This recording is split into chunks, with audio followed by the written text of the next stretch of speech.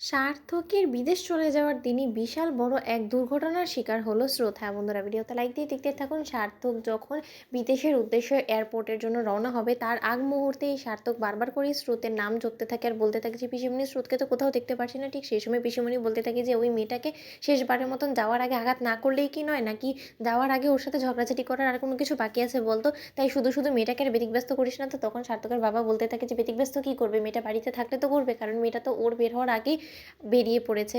তখন সার্থক বলতে থাকে যে এই মুহূর্তে আবার ও কোথায় গেল বলো তো? ও তো খুব ভালো করেই জানতো বাবা যে আমি বেরোবো আর আমার সাথে ১ বছরের আগে ওর কখনো আর দেখা হবে না। তাহলে ও জিনিসটা জেনেও কেন বেরিয়ে গেলো বলো তো? আর তার থেকে বড় কথা, কোথায় গেল? ওর তো এই সময় ইউনিভার্সিটি নেই। তখন এই কথা বলা আমাদের সার্থকের বাবা বলতে থাকে যে কোথায় আর যাবে? তোমার বউ কোথায় যাবে তুমি সেটা জানো না? তোমার থেকে ভালো তো আমি জানি।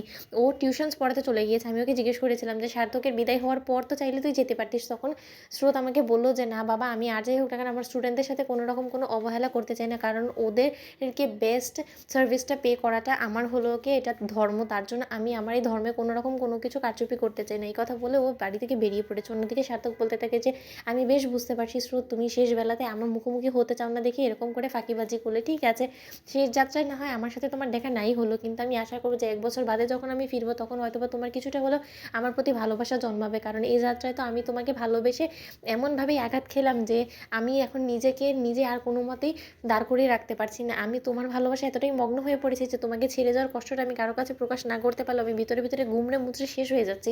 অন্যদিকে এই কথা বলা মাত্র স্রোত যখন সার্থকের কথা ভাবতে ভাবতে রাস্তা দিয়ে হেঁটে যায়, ঠিক সেই মুহূর্তে হঠাৎ করেই পেছন থেকে আসা একটা গাড়ি স্রোতকে ধাক্কা দিয়ে যায় আর স্রোতের ব্লিডিং হওয়া শুরু হয়ে যায়।